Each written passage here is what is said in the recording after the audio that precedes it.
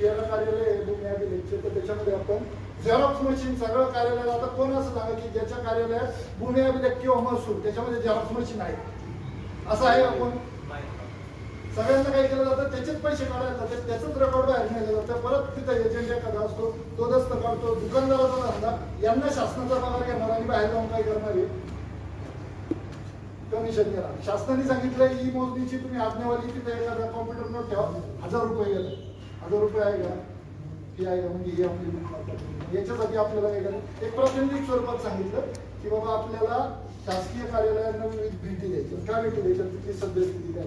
आमच्या दीपक सरांनी एक माहिती अधिकार दिला होता की 2-3 मुद्दे विचारले होते, हा सीसीटीव्ही कशाला लावला किंवा काय, तर तेव्हा व्यापक जमीन नाही दिसत होते. आणि त्याचं व्यापक जमीन येतं तिथं पाण्याची सोय करते, टॉयलेट काय सांगते, लोकांना कुत्री बसलेले फोटो दाखवले, त्यांची रिवर्स गेले दाखवण्याचे, त्यांनी 7 लाख लोक संघटित गेलं. आम्ही म्हणतो कसं व्यापक, तुम्ही पण ठरवणार व्यापक जमीन, आम्ही ठरवणार ही त्याचं काय येते.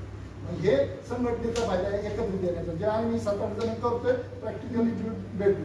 आणि याच्यात तुमचा सहभाग पाहिजे, सहभाग ज्ञान घेऊन पाहिजे, फिजिकली सहभाग नको. तुमचा प्रश्नाचा अभ्यास करा. ग्रुपमधल्या सदस्याला ज्याचं ज्ञान आहे, मला सगळं ज्ञान नाही, तिथून सोडवतात. लांडगे सर, तळेकर सर, तज्ञ लोक आहेत, त्यांच्याला भेटतात. काय करायचं, आता वाटे सरांनी आज सुंदर दिलेले. मग ह्या गोष्टी विविध कार्यालयांना आपण काय करायचं, भेटी द्यायचं. त्या भेटीत सक्रिय करतात.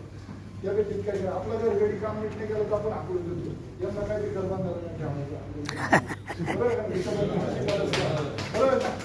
संध्याकाळीला नीट काम नाही केलं सांगतो आपण त्याला बरोबर करतो. जो नॉन टेक्निकल IMPSC होऊन आला ना, बरोबर का, MPSC होऊन आलेले हे गोष्टी आहेत. आता याच्या रिलेटेड आपल्याला पण मार्गदर्शन मिळणार आहे. आता शासन दरबारी काही आपल्याला सुधारणा सांगायच्या. आता लोकसेवा आयोगाबद्दल आपल्या बरोबर सरांचा बराच अभ्यास आहे. शासनाने पूर्वी 3-4 प्रकार होते मोजण्याचे. मोजण्यामध्ये साधी तातडीची, अति तातडी, अति तातडी, ज्याला थोडे वीज मुळे 6 महिन्यापासून 15 दिवसापर्यंत. त्याच्यानंतर शासनाने साधी आणि तातडीची, द्रुतगती आणि साधी अशा 2च मोजण्या ठेवल्या.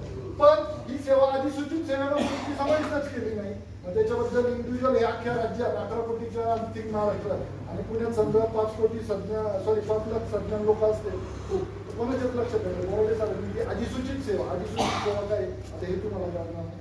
मला त्यांनी समजून सांगितलं, मला माहिती आहे अधिकार चांगले, मला काही ज्ञान लागलं लोकसेवा त्यांच्याकडे जातो. हा समोरचा फायदा काय.